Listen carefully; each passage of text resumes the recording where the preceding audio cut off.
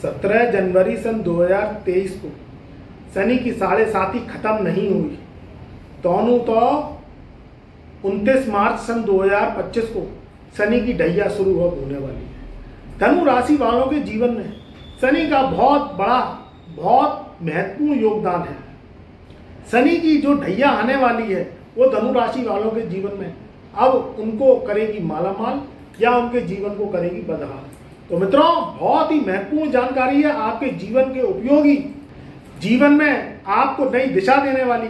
तो आप हमारे चैनल पर नए आए हैं, देखिए पुराने हैं तो आपने चैनल को सब्सक्राइब कर रखा होगा, मगर अगर हमारे नए चैनल पर आए हैं, नए व्यूअर्स हैं, नई हमारी फैमिली से जुड़ना चाहती हैं, तो एक बार चैनल को सब्सक्राइब अवश्य कर लें।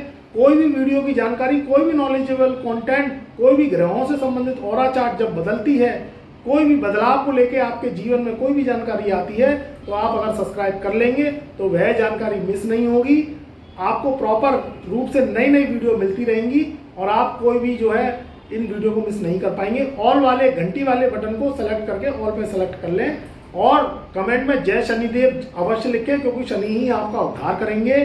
अब ये 7.5 का खत्म चरण अब ढैया के रूप में जन्म लेगा और 29 मार्च सन 2025 से क्या होगा, धनु राशि वालों के जीवन में कैसे बदलाव आएगा, अच्छा होगा या बुरा होगा या मध्यस्थ समय निकलेगा, तो पूरी जानकारी हम आपके सामने अब जो है लेके आए हैं। यहाँ बात कर रहे हैं असुर और दैत्यों का जो महारूप है, ये वरदान के रूप में रहता है कि अभिशाप के रूप में रहता है। देखो, कलयुग की दुनिया है, कलयुग में जो साम्राज्य है उसमें राहु का वास है।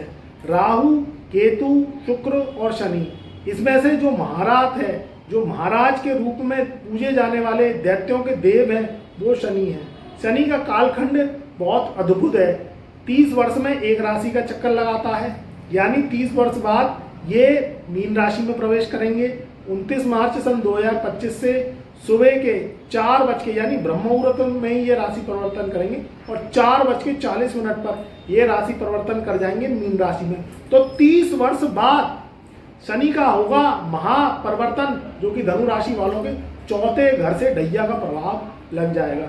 ढैया का नाम सुनते, 7.5 का नाम सुनते और शनि की महादशा का नाम सुनते एक घबराहट, एक बेचैनी सी होने लगती है, क्योंकि असुरों के राजा हैं, दैत्य स्वभाव है, क्रूरता इनका जो है मकसद है, कड़वा पसंद है इन्हें, मीठा ये बोलते नहीं है। एक पैर है, एक टांग रावण ने तोड़ डाली थी, उसके बाद से भैया एक टांग से चलते हैं, सने सने काम करते हैं। एक राशि में 30 साल बाद आते हैं, एक राशि के बाद जब एक चक्कर लगाते हैं तो 2.5 साल का लगाते हैं और ये वक्री भी होते हैं, मार्गी भी होते हैं, उदय भी होते हैं और अस्त भी होते हैं। उसके अनुसार धनु राशि वालों को ये फल देते हैं। अब इनमें से एक जो संभावनाएं निकाली जाएं तो क्या देखी जाए। सन 2014 से जब शनि की 7.5 लगी तो उसने तो बहुत ज़्यादा प्रभाव शुभ दिया नहीं, क्योंकि वृश्चिक राशि से शनि की 7.5 धनु राशि वालों पे लगी थी।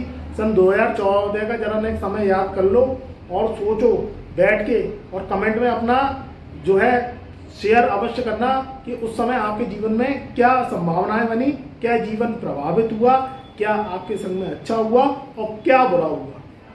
तो मित्रों, जब ये सारे काम कर लेते हैं उसके अनुसार ही फल देते हैं। अब शनि की जब ढैया लगी तो 12वें घर से ढैया लगी धनु राशि वालों के, क्योंकि इतिहास निकालना जरूरी है।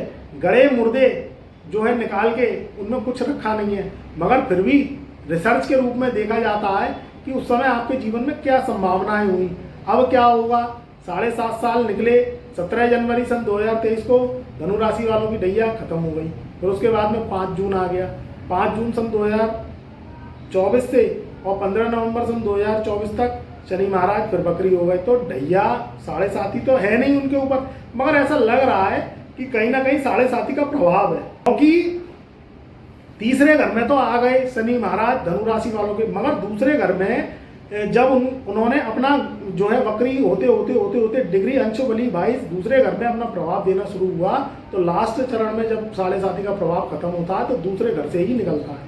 तो कहीं ना कहीं उनके जीवन में प्रॉपर्टी विवाद, धन को लेके चिंता होना, अपव्यय होना, काम जो है बनना नहीं, अचानक मन अशांत हो जाना, कहीं ना कहीं फाइनेंस स्थिति बिगड़ जाना, परिवार में रट्टे फसाद फजीयत की स्थिति हो जाना, ये वक्री काल शनि में धनु राशि वालों को झेलना पड़ा है। और 15 नवंबर सन 2024 से ये भी स्थितियां खत्म हो जाएंगी। तो अब और बेटर समय आएगा और सारी रट्टे फसाद की जिंदगी खत्म हो जाएगी। मगर हम बात कर रहे हैं कि 29 मार्च सन 2025 को ये शनि महाराज कुंभ राशि से निकल के मीन राशि में प्रवेश करेंगे और चौथे घर में धनु राशि वालों की ढैया लगेगी। तो क्या होगा? तो सबसे पहले तो कुछ संभावनाएं इसमें निकल के आ रही हैं पॉजिटिव वे में। शनि की ढैया शुभ प्रभाव नहीं डालती, शनि की 7.5 शुभ प्रभाव नहीं डालती। ये तो चीज़ें सिद्ध हो गई हैं धनु राशि वालों के, क्योंकि असर 7.5 से देखा गया है। मगर इस समय कहीं ना कहीं स्थितियाँ फिर बदलेंगी। कैसे बदलेंगी? सबसे पहले तो कुंभ राशि होती है शनि की खुद की राशि, मूल त्रिकोण राशि है। शनि कुंभ राशि में बैठ के शश नामक महापुरुष राजयोग लगाती है। मगर इसका फायदा मिलना तो चाहिए, नहीं मिले तो परेशानी होती है। तो सबसे पहले तो जब 30 साल बाद ये शनि महाराज कुंभ राशि को अपनी हटा के और मीन राशि में प्रवेश करेंगे तो यहाँ स्थितियाँ बदलेंगी। क्यों बदलेंगी? क्योंकि ये घर गुरु का है, ये दैत्यों के आचार हैं, राक्षसों का गुण इनमें है, तमोगुणी है।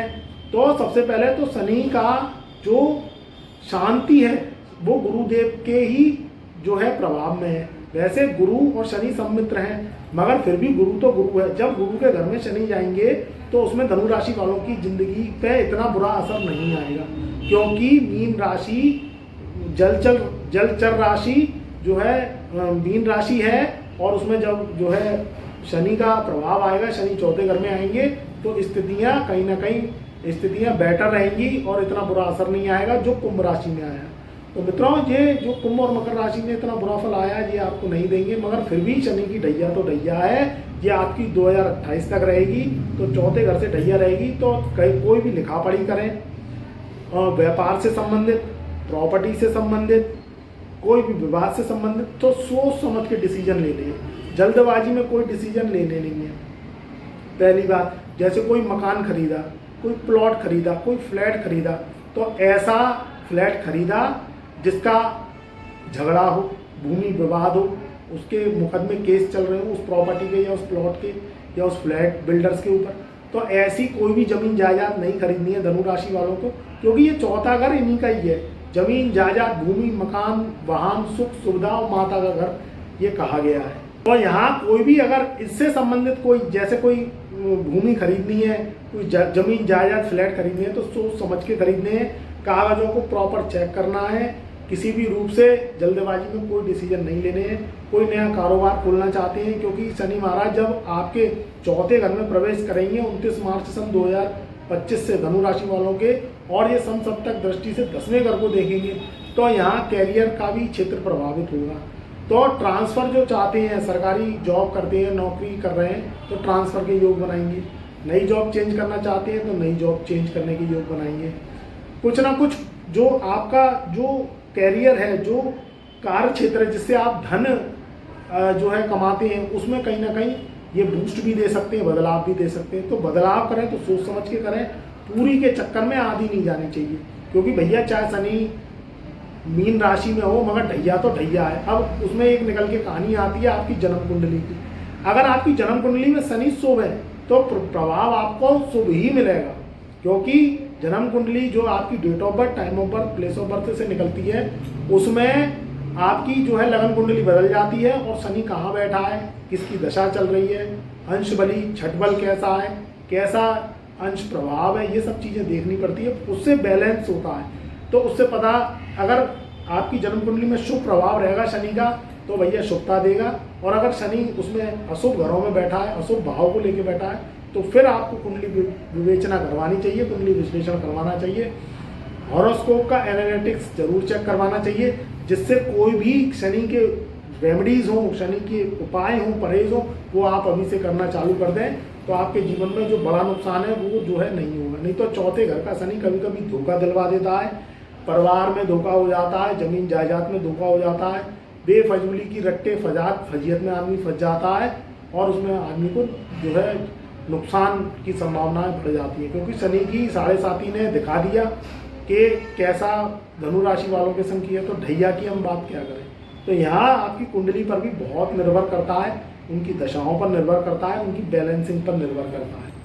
अब यहाँ बात जो करते हैं उनकी दृष्टियाँ हैं, क्योंकि शनि की जो 3 दृष्टियाँ हैं जिसमें त्रिनेत्र शनि खुलता है उसमें भस्मासुर का प्रभाव है। शनि जिस घर में बैठते हैं उसमें दुष्टता नहीं देते, उसमें शुभ प्रभाव ही देते हैं, मगर जिन घरों को देते हैं, जिन घरों को देख लेते हैं तो उनको नेस्त नाबूद कर देते हैं, क्योंकि इनकी जो दृष्टियाँ हैं उनमें आग है, अंगारे हैं, कुदृष्टि है। इसकी दृष्टि से भस्मासुर भी भस्म हो गया, वो भी बेचारा नहीं बच पाया। और कलयुग का समय, कलयुग के समय में शनि क्या है, राजा है, बिठा ले तो राजगद्दी पे बिठाल दे, नहीं तो जो है टाट भी छीन ले और व्यक्ति के जीवन में फटेहाल जिंदगी और फटे कपड़े, जीवन में पैदल यात्रा और नुकसान ही नुकसान और जो है दरिद्री जीवन दे दे अगर शनि खराब हो। तो यहाँ स्थितियाँ आपके कर्मों पे, जो सत्कर्म कर रहे हैं आप या दुर्कर्म कर रहे हैं, उस पर भी निर्भर करेगी। अब आप ये पूछेंगे कि अभी तो आप कमेंट में जरूर पूछेंगे कि गुरुजी अभी तो शनि की ढैया से, अभी तो शनि की 7.5 से मुक्ति मिली है 17 जनवरी सन 2023 को, अब ससुरी ये ढैया लग गई। तो भैया इसकी कहानी क्या है, ये पहले 7.5 भुगवाता है, फिर कुछ समय तक व्यक्ति को छोड़ देता है, वो जी देखता है तुमने 7.5 को चूस लेता है ये व्यक्ति को कि तुमने क्या किया क्या नहीं किया, कहीं का छोड़ता नहीं है। ऐसे तो जो है सब चूस चास के और व्यक्ति को कहीं का छोड़ता नहीं है, और जैसे तैसे फिर व्यक्ति कहीं का सत्कर्म करने लगता है या दुष्कर्म करने लगता है। अब ये आपके ऊपर है, फिर क्या करेगा, फिर थोड़े दिन बाद जैसे ही अब 2023 निकला, 24 निकला, मतलब 2 साल का अंतर गया, फिर 2.5 साल के बाद फिर ढैया लगाने बैठ गया। अब देखने आ रहा है कि तुमने जो 2.5 साल पिछले हैं उसमें क्या किया, सत्कर्म किए, भलाई करी, जो है कहीं ना कहीं अचीवमेंट लिए, अपने परिवार में, अपने रिश्तेदारों में कहीं ना कहीं जो है काम किया, अपने घर परिवार को उत्थान के लिए मेहनत करी, तो उसके प्रभाव आपको जो है उसी हिसाब से मिलेंगे। और कुंडली में जो ग्रह शनि बैठा हुआ है जिस भाव में, उसके फल देगा।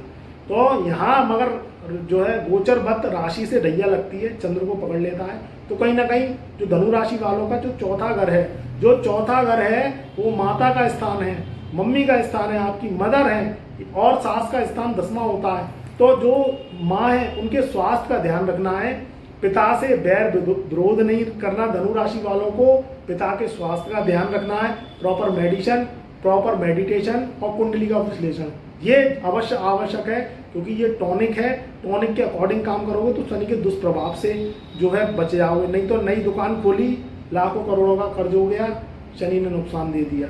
नया कारोबार किया, विदेश यात्राएं गए, विदेश यात्राओं में सोचा कि काम धंधा ढूंढ लेंगे, जॉब ढूंढ लेंगे, वहाँ पे भी औंधे मुंह की खानी पड़ी और शनि ने जो है कहीं के ठाट बाट और टाट सब छीन लिए। यहाँ अगर जो लोग कोई भी तरीके से प्रोफेशन है उनमें भी बहुत जो है नुकसान की संभावनाएं रहती है, व्यापारियों को नुकसान का सामना करना पड़ता है। तो भैया शनि की ढैया है, बड़े सोच समझ के काम करना है, कोई भी इन्वेस्टमेंट बहुत सोच समझ के करना है, रिस्क लेने वाले काम बिल्कुल नहीं करने हैं। जो लोग शेयर, सट्टा, सेंसेक्स, मटका, कुल्फी ये सब खेलते हैं तो वो बिल्कुल नहीं खेलनी है, नहीं तो नुकसान हो जाएगा।